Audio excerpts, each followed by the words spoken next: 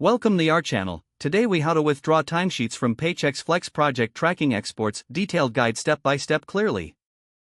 To withdraw timesheets from Paychex Flex project tracking exports, begin by logging into your Paychex Flex account. Navigate to the main dashboard. Locate the Time and Attendance section in the menu. Click on Project Tracking to access the project tracking features.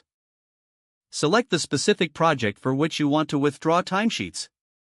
Once the project page opens, look for the Timesheets tab. Click on the Timesheets tab to view recorded timesheets for the project. You will see a list of timesheets associated with the selected project. Review the list and identify the timesheets you wish to export. Next, look for the Export option on the page. Click on Export to proceed.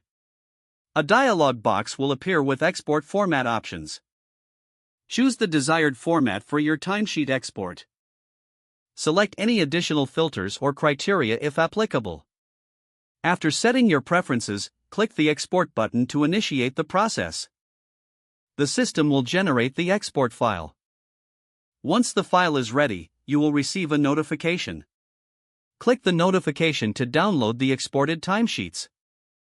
The file will typically download to your computer's default downloads folder. Open the exported file to verify the contents. Ensure all required timesheet data is accurately captured. If everything is correct, you are ready to use the exported timesheet data as needed. If the page does not load, refresh the browser or try again in a private or incognito window.